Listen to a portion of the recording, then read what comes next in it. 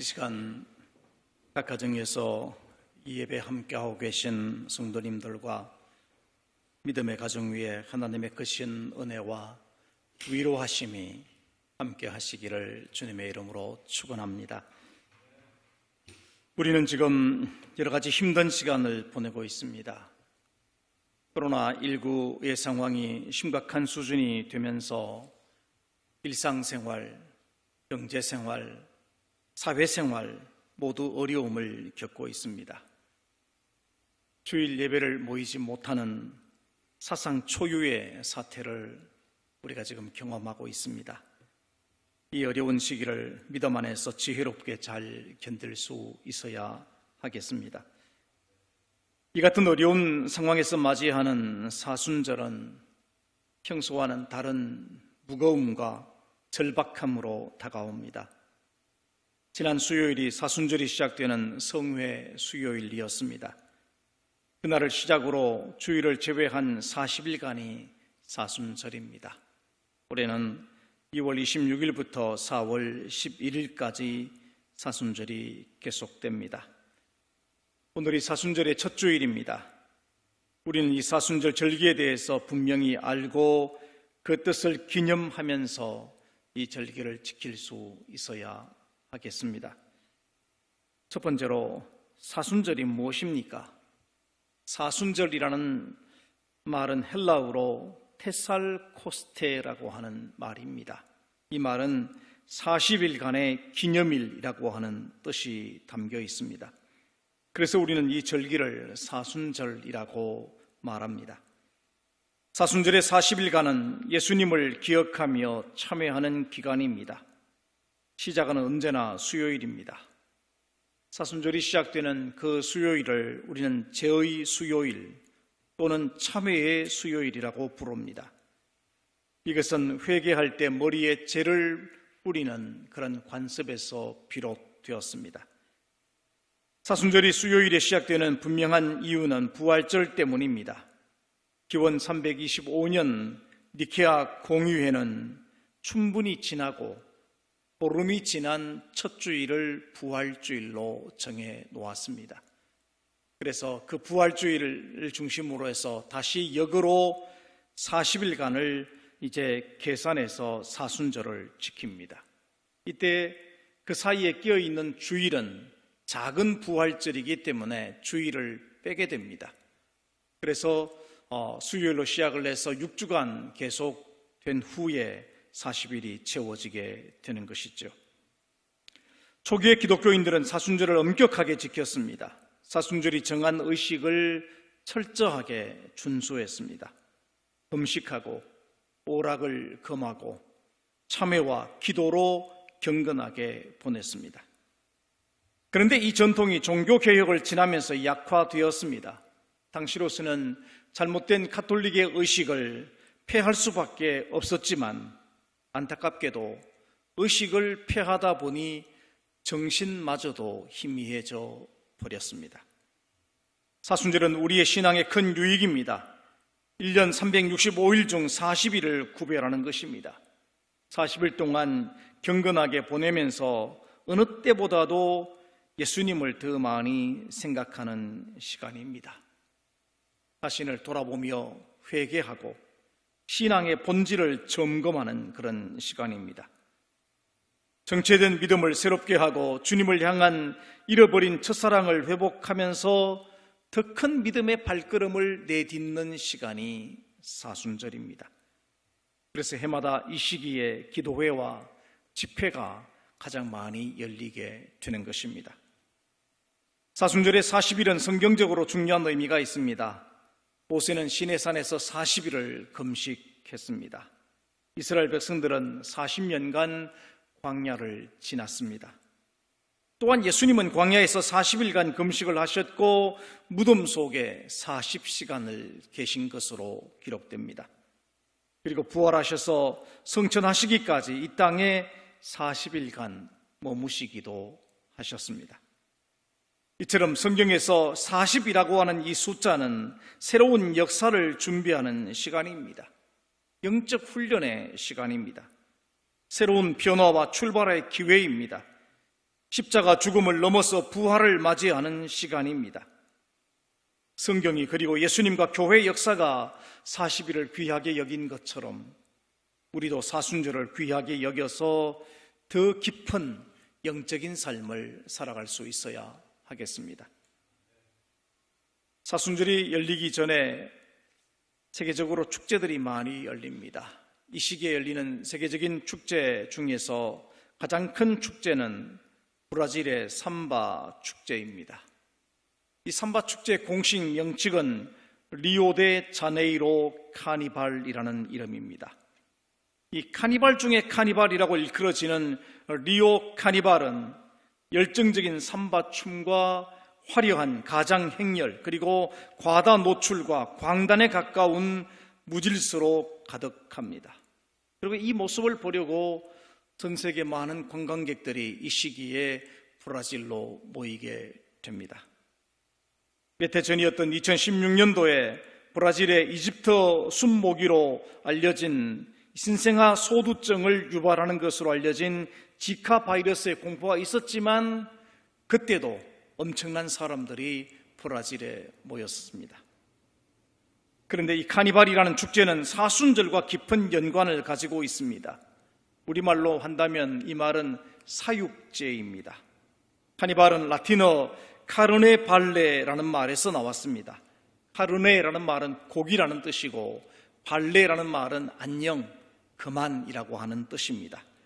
그러니까 이 카니발이라는 말의 뜻을 그냥 직역을 해본다면 고기는 그만이라고 하는 뜻입니다. 더 이상 고기를 먹지 않겠다는 축제입니다. 사순절이 시작되면 40일 동안 고기를 먹지 않는 금육이 시작되기 때문에 미리 고기를 많이 먹어두자라고 하는 의미에서 시작된 축제입니다.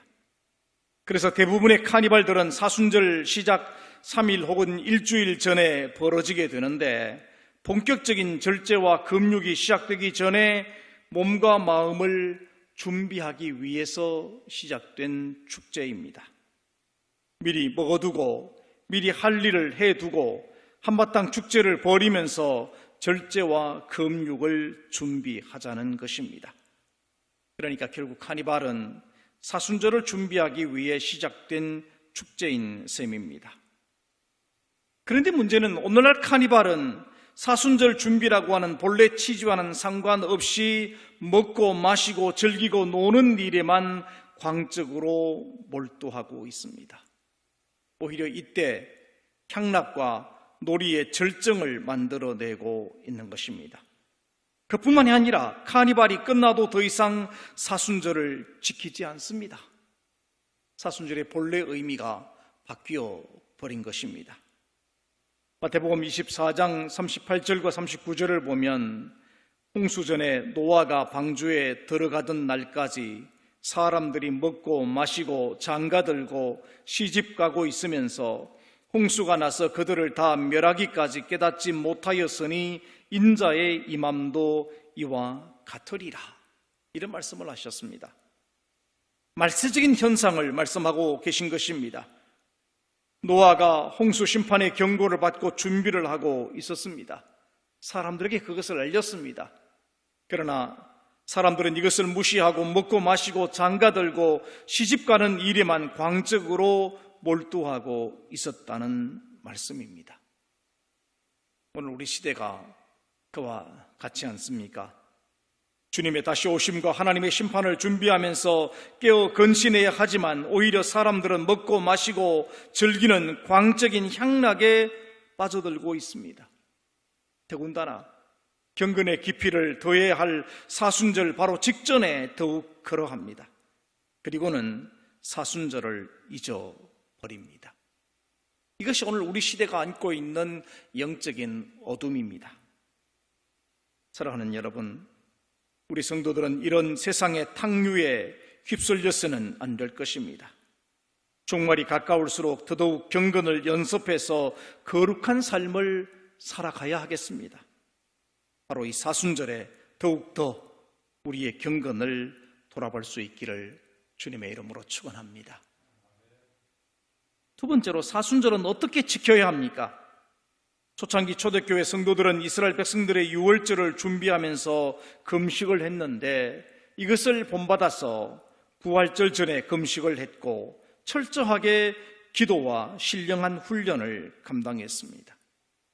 사순절은 이런 초대교회 전통을 본받아서 금식하며 기도하는 일을 철저하게 지켰습니다. 처음 사순절기가 시작되었을 때에는 저녁이 되기 직전에만 식사가 허용되었고 육류는 어떤 것이라도 먹을 수가 없었습니다. 14세기에 와서야 많이 완화되기 시작했는데 이때 정오의 식사와 간단한 저녁 식사가 허용되었습니다. 이제는 금식 기도보다는 절식 기도의 모습으로 완화된 것이죠. 그리고 음주와 가물을 삼갔고 연극 관람이라든가 연애 소설을 읽는 것도 금했으며 화려한 옷을 입는 것도 피했습니다. 물론 오늘 우리가 이런 전통을 그대로 따를 필요까지는 없을 것입니다. 그러나 여전히 경건한 생활을 위해서 두 가지는 지켜져야 합니다. 첫째는 절제입니다. 먹기는 먹되 먹고 싶은 욕망의 노예가 되지는 말자는 것입니다. 적당히 쉬면서 재창조를 위한 문화생활은 하되 향락과 즐기고자 하는 욕망에 빠지지는 말자는 것입니다. 무언가에 사로잡혀서 하나님 앞에 바르게 서는 일을 방해받아서는 안 된다는 것입니다. 우리의 영이 육의 굴레에 사로잡혀 자유를 잃지 말아야 한다는 것입니다. 둘째는 기도입니다. 하나님 앞으로 나아가자는 것입니다. 하나님과의 영적인 만남을 갖자는 것입니다. 세상살이에 쫓겨서 중단되었던 기도를 회복하자는 것입니다. 영적인 나태함으로 약해진 기도를 회복하자는 것이지요. 주님과의 만남으로 우리의 영이 더 강건해지자 하는 것입니다. 우리 교회 홈페이지에 들어가시면 매일 묵상의 말씀을 읽고 기도할 수 있도록 묵상의 말씀이 제공되고 있습니다. 요즘처럼 새벽 예배를 따로 모이기 어려운 이때 우리는 이 말씀을 날마다 묵상하면서 기도하는 시간을 가지셔야 됩니다. 오히려 우리의 믿음을 시험하는 시간이 되어져야 할 것입니다. 여러분의 삶의 자리에서 기도하는 습관과 기도하는 삶이 이루어져야 할 것입니다. 이 사순절 기간에 절제의 삶을 살아가고 더욱 기도에 힘쓰시기를 바랍니다. 세 번째로 사순절의 메시지는 무엇입니까? 사순절은 우리에게 중요한 메시지를 줍니다. 특별히 오늘 본문의 말씀은 사순절의 메시지를 찾는 우리에게 중요한 교훈을 가르쳐주고 있습니다. 본문 15절과 16절을 보면 하나님께서 이스라엘 백성들에게 이렇게 말씀을 하십니다. 너희는 시온에서 나팔을 불어 거룩한 금식일을 정하고 성회를 소집하라. 백성을 모아 그 모임을 거룩하게 하고 장로들을 모으며 어린이와 젖 먹는 자를 모으며 신랑을 그 방에서 나오게 하며 신부도 그 신방에서 나오게 하고. 하나님은 지금 이스라엘 백성들에게 평소와는 다른 아주 특별한 모임을 요구하셨습니다. 금식일을 정하고 장로들로부터 젖 먹는 아이까지 막 결혼한 신랑과 신부까지 다 불러 모아서 함께 성회를 지키라고 말합니다. 이는 곧 이스라엘 백성들이 하나님께로 돌아올 수 있는 특별한 계기를 만들라고 하는 말씀이지요. 여러분, 오늘 사순절이 그러합니다. 우리가 정말 하나님께로 돌아올 특별한 계기가 되어져야 합니다. 하나님께 더 가까이 나아갈 특별한 시간이 되어야 합니다. 이를 위해서 우리가 귀담아 들어야 할 메시지가 있습니다. 첫째는 자신을 돌아보라라고 하는 것입니다. 본문 12절을 보십시오. 여호와의 말씀에 너희는 이제라도 금식하고 울며 애통하고 마음을 다하여 내게로 돌아오라. 내게로 돌아오라 하는 말씀은 깊은 의미가 있습니다. 여러분, 우리가 주님 앞으로 나아가게 되면 무엇보다도 우리 자신의 모습을 볼 수 있게 됩니다. 마치 우리가 거울 앞에 서게 되면 우리 자신의 모습이 어떤 모습인지를 보게 되는 것처럼 하나님 앞에 섰을 때 우리의 내면의 모습을 볼 수 있게 되는 것입니다. 그래서 교만하던 사람들이 자신이 얼마나 형편없는 사람이라는 사실을 발견하게 되고, 위선에 떨던 사람들은 자신이 하나님 앞에 얼마나 큰 죄인이라는 사실을 알게 됩니다. 자신의 공적에 취해 살던 사람들은 자기가 하나님 앞에 큰 허물이 있는 사람이라는 사실을 발견하게 되는 것입니다. 이미 말씀을 드린 것처럼 사순절은 제의 수요일로부터 시작됩니다. 지난 수요일이 제의 수요일이었습니다. 전통적으로 이날이 되면 특별한 예식을 가집니다. 이 예식에서 주의 종들은 제를 성도들의 머리에 얹어주면서 이렇게 말합니다. 흙에서 왔으니 흙으로 돌아갈 것을 잊지 마십시오. 이 성회 수요일에 여러분 생각을 해보십시오. 죄를 가지고 그 머리에 뿌려주면서 한 줌 죄로 돌아갈 우리 인생을 사실은 가르쳐주는 것입니다. 흙에서 왔으니 흙으로 돌아갈 것을 잊지 마십시오. 그리고는 죄를 뿌려줍니다. 여기서 죄는 죽음을 상징하죠. 그리고 죄를 머리에 얹어주는 것은 방자했던 자신을 돌아보라는 것입니다. 그러합니다. 우리가 하나님 앞에 있지 않으면 우리 자신이 누구인지를 잊어버리게 됩니다. 남의 눈에 티는 보면서 자기 눈에 들보를 보지 못하게 됩니다. 나 자신을 바로 보지 못하게 되는 것이지요. 그러나 하나님 앞으로 돌아가면 거울 앞에 서는 것입니다. 그래서 우리의 있는 모습 그대로를 볼 수 있고 깨달을 수 있게 되는 것입니다. 러시아의 대문호였던 톨스토이는 진정한 남자가 되려고 한다면 세 곳을 다녀와야 된다, 이렇게 말을 했습니다. 첫째가 군대이고, 둘째는 병원이며, 셋째는 감옥이다, 이렇게 말을 했습니다. 이 세 곳에 공통점이 있다면 우리 자신을 새롭게 볼 수 있게 해준다는 것입니다. 남자가 군대에 가서 고생을 해보면 자기가 누구의 도움 없이 살 수 없는 힘없는 존재인지를 알게 되는 것입니다. 병원에 입원을 해보면 자기가 얼마나 연약한 존재인지를 알게 되었습니다. 그리고 감옥에 가보면 자기가 얼마나 큰 죄인인지를 알게 된다는 것입니다. 톨스토이는 진정 자신이 어떤 사람인지를 바로 깨닫는 자가 되어야 진정한 남자가 된다고 말합니다. 사실 톨스토이 이야기만 중요하겠습니까? 우리가 정말 참 사람이 되려고 한다면 하나님 앞에 서야 합니다. 사실 많은 사람이 자신이 누구이고 어떤 사람인지를 잊은 채 살아가고 있습니다. 그래서 교만하고, 그래서 죄를 짓고, 그래서 하나님을 의지하지 않습니다. 이 사순절에 우리는 하나님 앞에 서서 우리 자신을 돌아봐야 하겠습니다. 내가 누구인지 다시금 새롭게 발견하는 그런 시간이 되어지시기를 바랍니다. 두 번째는 참회하라는 것입니다. 본문 12절을 보시면 너희는 이제라도 금식하며 울며 애통하고 라고 했고, 17절을 보시면 여호와를 섬기는 제사장들은 낭실과 제단 사이에서 울며 이러기를 여호와여 주의 백성을 불쌍히 여기소서라고 말하라, 그렇게 기도하라, 그렇게 말씀합니다. 하나님께서 보실 때 당시 이스라엘 백성들은 하나님 앞에 나와서 통곡을 하며 회개해도 시원치 않을 정도로 죄 중에 있다는 것입니다. 하나님께서 보실 때 이스라엘의 제사장들은 늘 주님의 전에 나와서 백성들의 죄 때문에 통곡을 했지만 그것이 부족할 정도로 이스라엘 백성들이 큰 죄 가운데 있다는 것입니다. 그래서 하나님께서는 백성들에게 금식과 애통을 요구하시는 겁니다. 오늘 우리는 하나님 앞에 서서 우리 자신을 돌아보면 우리가 얼마나 큰 죄인인지를 깨닫게 됩니다.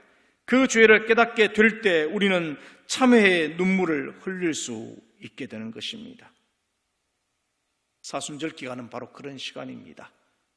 우리의 죄를 깨닫고 하나님 앞에서 참회의 눈물을 흘리는 시간입니다. 이 사순절 기간 여러분에게 뜨거운 눈물의 기도가 회복되기를 바랍니다.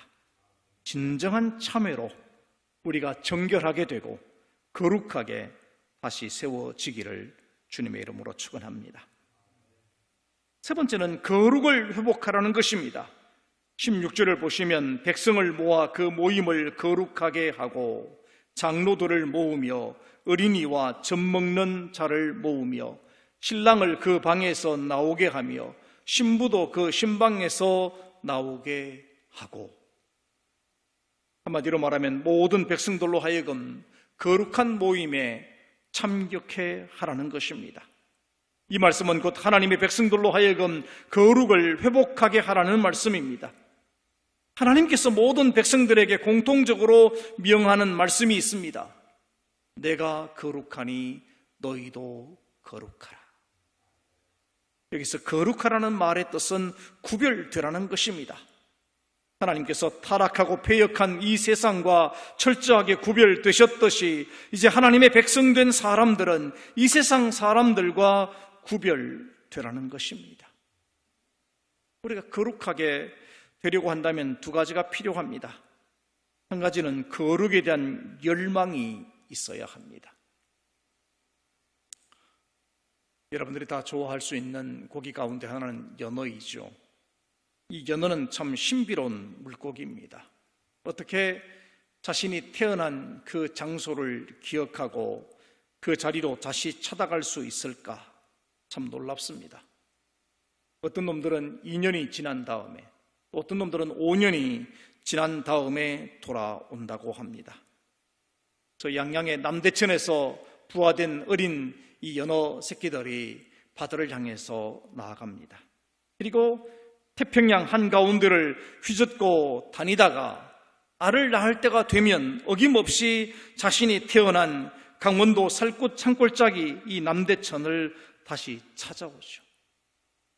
바위가 가로막고 수중보가 가로막고 심지어 폭포가 가로막아도 죽기 살기로 그 자리로 다시 찾아온다고 합니다. 그 자리에 물의 냄새를 맡고 온다는 것이죠. 그 자리로 찾아가고자 하는 저 뜨거운 열망이 그렇게 할 수 있게 하는 것입니다. 오늘 사실 우리는 하나님을 향한 이 열망을 너무 많이 잃어버리고 살아갑니다. 그리스도인은 이 땅에 사는 동안에 거룩에 대한 열망을 가지고 살아가야 합니다. 연어가 그 열망을 잃어버리면 돌아갈 수 없는 것처럼 우리 그리스도인들이 이 열망을 잃어버리면 이 땅에서 하나님의 백성다운 삶을 살아갈 수 없습니다.